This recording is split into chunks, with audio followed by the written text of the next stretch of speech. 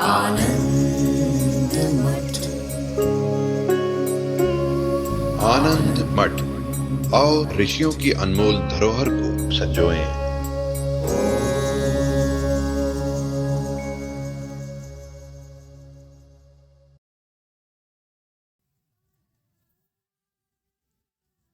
जब हम संस्कारों की बात करते हैं तो अक्सर देखते हैं कि यदि कोई व्यक्ति बुरा आचरण कर रहा है तो उसके माता पिता को उचित संस्कार न देने का दोषी ठहराया जाता है।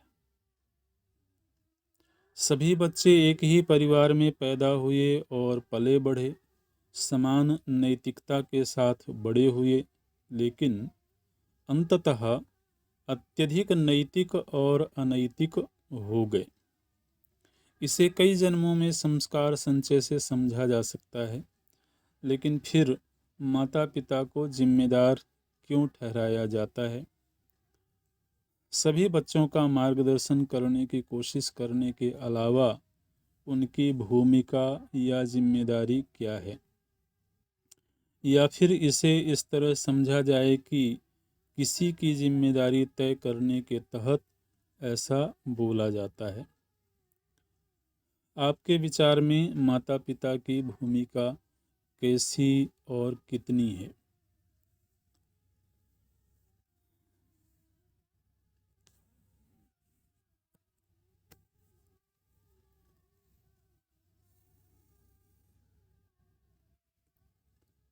माता पिता स्वयं जिस तरह के संस्कार वाले होंगे वो अपने आगामी पीढ़ी को भी उसी तरह के संस्कार देंगे।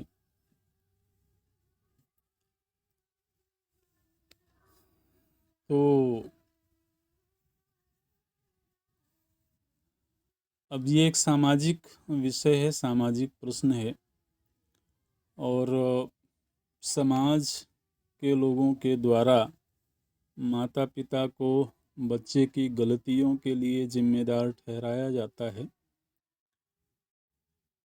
तो बच्चे की अच्छाइयों के लिए उन्हें प्रशंसा भी मिलती है ना।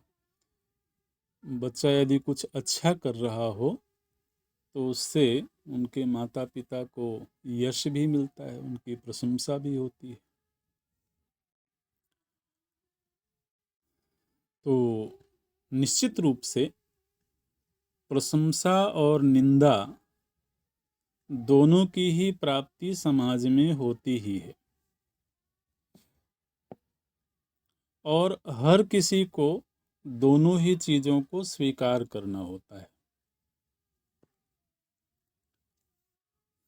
अगर हम प्रशंसा लेने के इच्छुक हैं तो हमें अपमान लेने के लिए भी तैयार रहना चाहिए।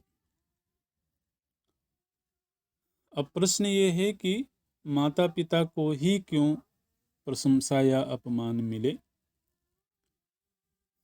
तो उसकी एक वजह यह है कि माता पिता के द्वारा ही बच्चे की परवरिश की जाती है। बहुत हद तक बच्चे की परवरिश का उसके जीवन में एक प्रभाव होता है। कर्म सिद्धांत की दृष्टि से निश्चित रूप से हर जीव अपने स्वतंत्र जीवन यात्रा में है। हर जीव एक अलग तरह के बैकग्राउंड से आ रहा है, हर जीव की अलग पृष्ठभूमि है। तो एक ही गर्भ से पैदा होने वाले 2, 3, 4 या जो अनेक जीव हैं, तो मूल बात तो ये ध्यान में रखनी चाहिए कि उस गर्भ से ही उनका जीवन शुरू नहीं हो रहा है। एक ही गर्भ से अगर 2-3 संतानें पैदा हो रही हैं तो उन सभी का जीवन उस गर्भ काल से ही आरंभ नहीं हो रहा है, अपितु वो गर्भ काल से पहले भी जीवन जी करके आ रहे हैं। और ऐसा बिल्कुल जरूरी नहीं है कि इस समय एक ही गर्भ से पैदा हुए बच्चे उस गर्भ से पूर्व भी एक ही जगह रहे हों, ऐसा बिल्कुल जरूरी नहीं। कौन कहाँ से आ रहा है, किस लोक से आ रहा है, किस योनि से आ रहा है, या अगर वह पूर्व जन्म में मनुष्य भी रहा होगा तो किस वर्ण में रहा होगा, किस देश में रहा होगा, किस संस्कृति में रहा होगा, ये सब तो कोई जानता नहीं है। इसलिए गर्भवास से पूर्व भी हर जीव का अपना एक जीवन है, और उस जीवन में संचित किए हुए संस्कार हैं, उस जीवन में अर्जित किए हुए कर्म हैं। तो इसलिए ये तो उम्मीद करनी ही नहीं चाहिए किसी व्यक्ति या समाज को कि एक ही गर्भ से पैदा हुए अनेक जीवों के संस्कार या उनके व्यवहार एक जैसे ही होंगे। ये तो उम्मीद करना गलत है। अगर ऐसी उम्मीद की जाती है तो वो इसलिए की जाती है क्योंकि जीवन के इस रहस्य को नहीं समझा गया। जब समाज जीवन की शुरुआत केवल गर्भकाल से ही मानता है तो निश्चित रूप से उस जीवन की शुरुआत माता पिता से हुई है। तो ऐसे समाज के लोगों के द्वारा, जो समाज जीवन के सातत्य को नहीं मानता है, नहीं जानता है, जीवन के अनादिकालीन सातत्य को जो समाज नहीं पहचानता है, वह समाज सीधे सीधे माता पिता को जिम्मेदार ठहराएगा, क्योंकि उसकी दृष्टि में माता पिता से ही उस जीव का जीवन आरंभ हो रहा है। तो ये बात तो सच है कि गर्भकाल से लेकर के, माने जीव जिस दिन पिता के शरीर में आया, देखिए हम सभी का जो गर्भवास है प्रथम तो पिता के शरीर में होता है, फिर पिता के शरीर से माता के शरीर में जाते हैं, और फिर माता के शरीर से हम भूमिष्ठ होते हैं। तो जिस समय पर हम माता पिता के शरीर में हैं, उस समय भी हमारे भीतर माता पिता के संस्कार पड़ रहे हैं। वो अगर बिंदु के रूप में भी है, वो अगर वीर्य के रूप में भी है, कण के रूप में भी है, तो वह भी उस शरीर में संस्कारित हो रहा है। इसीलिए उसको आनुवंशिक चरित्र बोलते हैं। विज्ञान की भाषा में जो जेनेटिकल जो कैरेक्टर होता है, तो वह शरीर के भीतर रहते हुए ही उस जीव को प्राप्त हो जाता है। क्योंकि उस वंश में तो वो जीव तभी आया जब वो पिता के शरीर में है। पिता के शरीर से पहले तो किसी और वंश में रहा होगा, किसी और योनि में रहा होगा। लेकिन उस जीव के भीतर जो आनुवंशिक चरित्र है, उसके संस्कार कहाँ पड़े? जब वह माता पिता के शरीर में था। फिर उसके बाद में जब वह जन्म ले लेता है, तब बाहर जो संस्कार दिए जाते हैं वो संस्कार फिर अलग हो गए। तो उसके आनुवंशिक संस्कार भी और बाहर जन्म लेने के बाद के भी संस्कारों के लिए माता पिता किसी हद तक जिम्मेदार हैं। लेकिन जो संस्कार वो माता पिता से पहले से लेकर के आ रहा है, उसके लिए माता पिता जिम्मेदार नहीं है। तो अब आप देखिए कि हम जैसी भाषा बोलते हैं, हम जिसको मातृभाषा बोलते हैं, तो माता से ही मिलेगी। अब माता यदि गाली गलौज की भाषा बोलती हो तो वो भी तो मातृभाषा के तहत बच्चे को मिलेगी ना। तो माता पिता के रहन सहन का ढंग, उनके खान पान का ढंग, अगर वो मांसाहारी हैं तो बच्चों में वैसे संस्कार हैं, शाकाहारी हैं तो वैसे संस्कार हैं।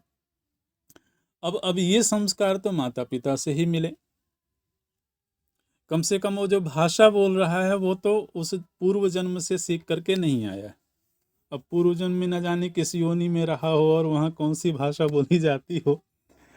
तो इस समय जो हम भाषा बोलते हैं, इस समय हमारा जो सोचने का ढंग है, जो हमारा खान पान का ढंग है, जो हमारी जीवन शैली के प्रति दृष्टिकोण है वो तो निश्चित रूप से माता पिता से ही मिलता है।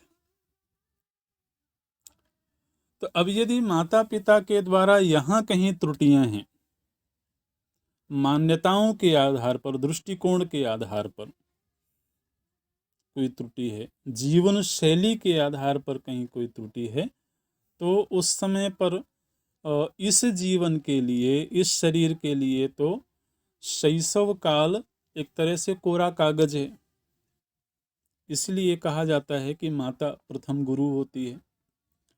तो वो इसलिए क्योंकि हालांकि पूर्व के संस्कार उसमें हैं, लेकिन इस जीवन के प्रति जो उसका दृष्टिकोण है, उस दृष्टि से तो उसके मन का एक हिस्सा बिल्कुल कोरा है, और उसमें जो इबारत लिखी जाती है वो तो माता पिता के द्वारा ही लिखी जाती है।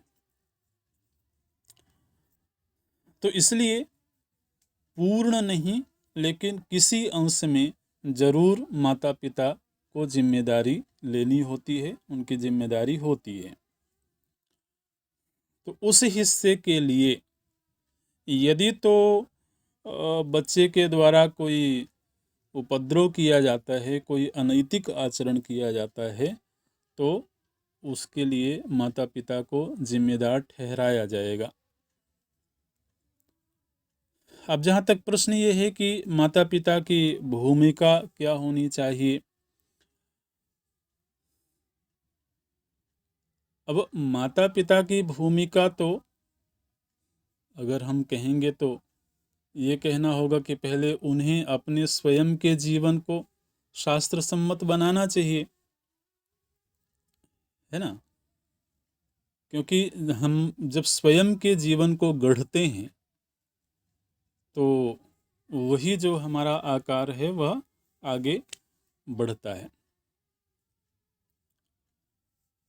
तो माता पिता बनने से पहले एक व्यक्ति के रूप में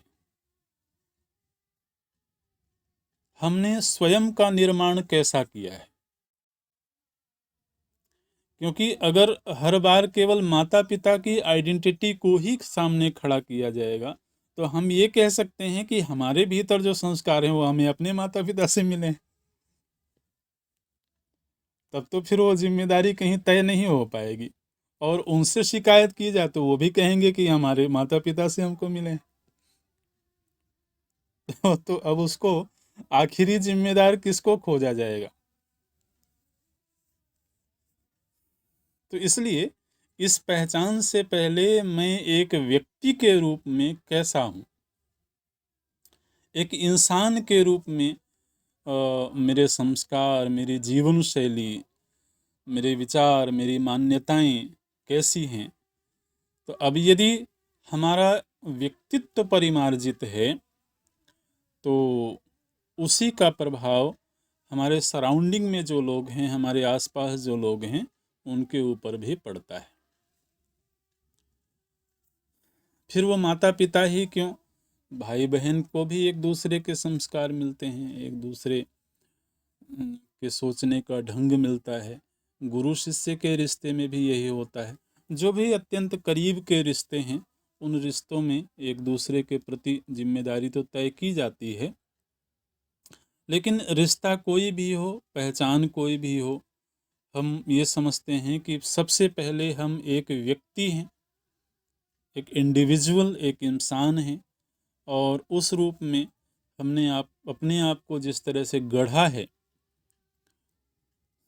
तो वही हमारे हाथ में है, वही हम कर सकते हैं, और उसी के आधार पर फिर हम किसी दूसरे को कोई चीज़ दे सकते हैं। जो हमारे पास होगा वही हम दूसरों को दे पाएंगे। तो व्यक्तित्व निर्माण मुख्य हमारा कर्तव्य है, ये हम कहना चाहेंगे इस प्रश्न के संदर्भ में। ओम।